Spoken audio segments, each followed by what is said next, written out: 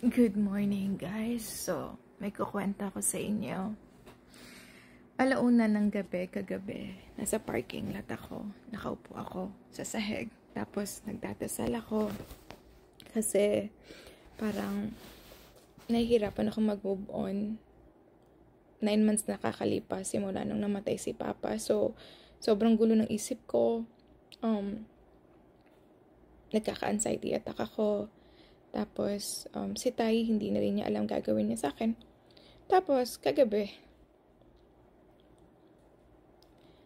ang hirap pala mawala ng mahal sa buhay, lalo na pagka sobrang importante sa'yo ng tao.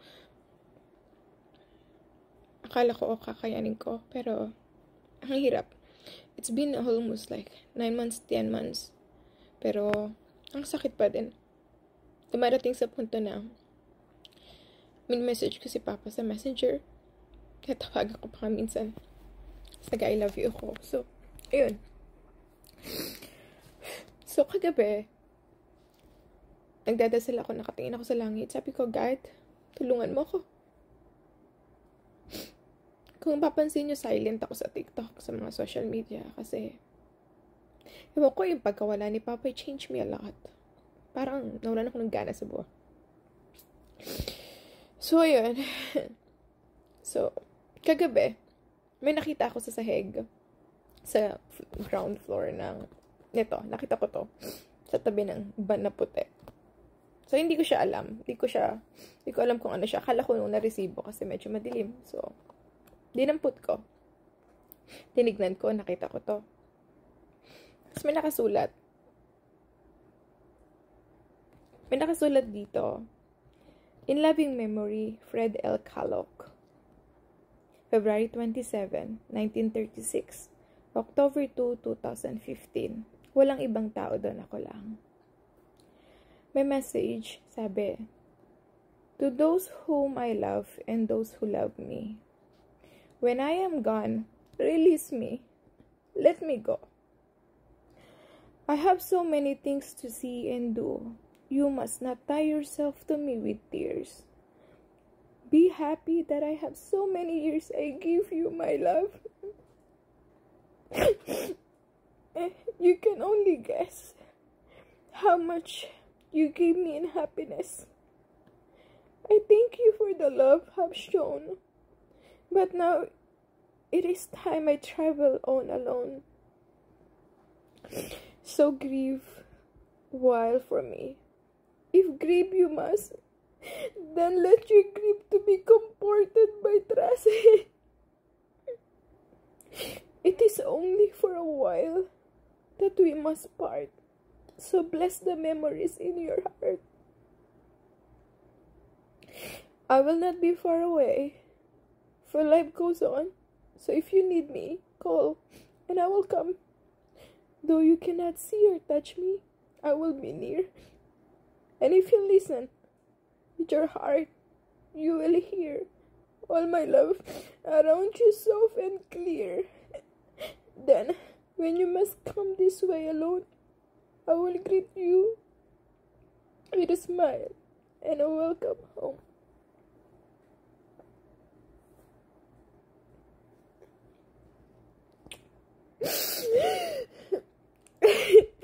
Hindi ko planong umiyak this morning.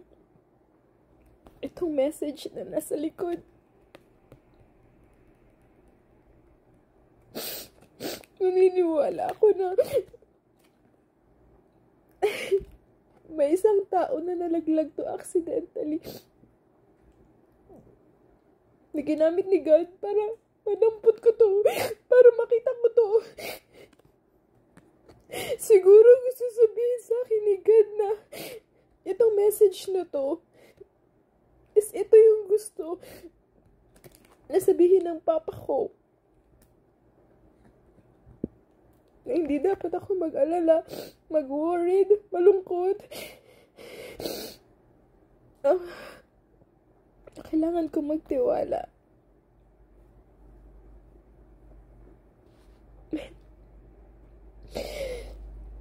Nakatulog ko alas 6 na.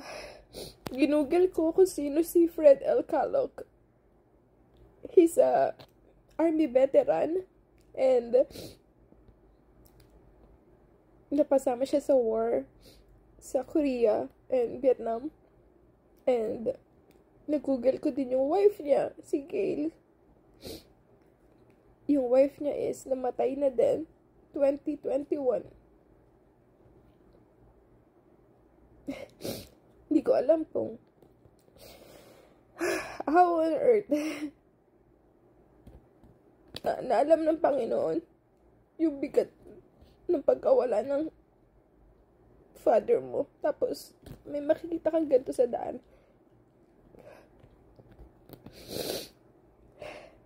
Tapos kagabi, like, kanina, like 6 a.m. na ako nakatulog. Nagdadasal ako. Sabi ko, God, heal my heart and my soul.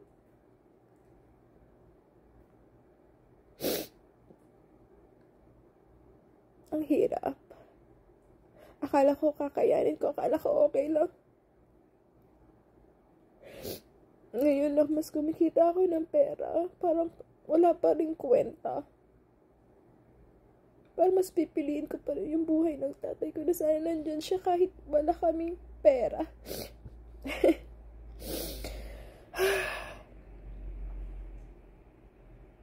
Anong message na nangyari kagabi sa akin? Anong natutunan ko? Ask God. Ask God. Ask God what you want. Ask Him what you need. He will find ways. He will find ways to give you answer. And that's for sure. Just be patient.